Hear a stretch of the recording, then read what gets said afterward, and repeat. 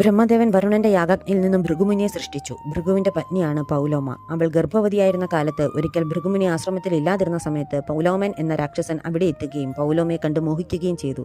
ഇതറിയാതെ പൗലോമ രാക്ഷസന് കായ്കനികൾ ഭക്ഷിക്കാൻ നൽകി. എന്നാൽ പണ്ട് അവളുടെ പിതാവ് പൗലോമയെ ഈ രാക്ഷസന് വിവാഹം ചെയ്തു കൊടുക്കാമെന്ന് സമ്മതിക്കുകയും പിന്നീട് ഭൃഗുമുനിക്ക് ആചാരപ്രകാരം പത്നിയായി നൽകുകയും ചെയ്യുകയാണ്. ഭൃഗുമുനി ഇല്ലാതിരുന്ന ഈ അവസരം മുതലാക്കി താൻ വിവാഹം ചെയ്യാനിരുന്നവർ തന്നെയാണെന്ന് ഉറപ്പിക്കാനായി അടുത്തിരിഞ്ഞുകൊണ്ടിരുന്ന അഗ്നിയോട് ചോദിക്കുന്നു. ദേവന്മാരുടെ വക്രമായ അഗ്നിക്ക് ഉത്തരം നൽകണോ വേണ്ടയോ എന്ന ധർമ്മസങ്കടത്തിലായി. ഇത് പൗലോമയാണെന്നും ഇവളെ പണ്ട് നിനക്ക് നിശ്ചയിച്ചിരുന്നതാണെന്നും എന്നാൽ ആചാരപ്രകാരം ഇവളുടെ ഭർത്താവായത് ഭൃഗുമുനിയാണെന്നും അതിന് താൻ സാക്ഷിയാണെന്നും അഗ്നി പറയുന്നു.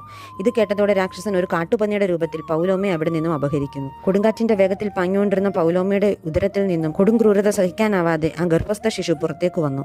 അങ്ങനെ അവന് ച്യവനൻ എന്ന പേര് വരികയും ചെയ്യുന്നു. സൂര്യനെ പോലെ തിളങ്ങുന്ന കുട്ടിയെ കണ്ടതും രാക്ഷസൻ പൗലോമയെ പിടിവിട്ട ശേഷം അയാൾ വെണ്ണീറായി മാറി. പൗലോമ കുഞ്ഞിനെയും എടുത്ത് അതീവ ദുഃഖിതയെ അവിടെ നിന്ന് നടക്കുകയും ബ്രഹ്മദേവൻ ഇത് കണ്ട് അവളെ ആശ്വസിപ്പിക്കുകയും ചെയ്തു. പൗലോമയുടെ കണ്ണിൽ നിന്നും വന്ന നീർധാര ഒരു നദിയായി പരിണമിച്ചത്രേ.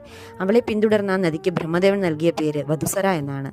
ആശ്രമത്തിലെത്തിയ പൗലോമയും കുട്ടിയെയും കണ്ട് കഥയെല്ലാം അറിഞ്ഞ ഭൃഗുമുനി കോപാകുലനാകുകയും തന്നെപ്പറ്റി രാക്ഷസൻ അറിവ് നൽകിയത് അഗ്നിയാണെന്ന് പറഞ്ഞതോടെ അഗ്നി ശുദ്ധവും അശുദ്ധവുമായതെല്ലാം ഭക്ഷിക്കട്ടെ എന്ന് ഭൃഗുമുനി ശപിക്കുന്നു. ധർമ്മത്തിൽ ഉറച്ചെന്ന് തന്നെ ശപിച്ചതിൽ കോപിഷ്ഠനായ അഗ്നി സകല സ്ഥലങ്ങളിൽ നിന്നും മറയുന്നു. ഭയചകിതരായ മുനിമാരെല്ലാം ദേവന്മാരെയും കൂട്ടി ബ്രഹ്മദേവനോട് കാര്യം അവതരിപ്പിച്ചു. തന്നിലൂടെയാണ് യാഗങ്ങളിൽ നിന്നും ദേവന്മാർക്കുള്ള ഹവിസ് നൽകപ്പെടുന്നതെന്നും താൻ അവരുടെ വക്രമാണെന്നും തനിക്ക് എങ്ങനെ പിന്നെ അശുദ്ധമായത് ഭക്ഷിക്കാനാകുമെന്നും അഗ്നി ബ്രഹ്മദേവനോട് ചോദിക്കുന്നു. ഈ പരമോന്നതമായ ഊർജ്ജമാണെന്നും നിന്നിലൂടെ കടന്നു പോകുന്നതെല്ലാം ശുദ്ധീകരിക്കപ്പെടുന്നതായിരിക്കും എന്നും ബ്രഹ്മദേവൻ അനുഗ്രഹിച്ചു. അങ്ങനെ സ്വന്തം തേജസ്സിനാൽ തന്നെ ഭൃഗുവിന്റെ ശാപം അഗ്നിദേവന് മറികടക്കാനായി.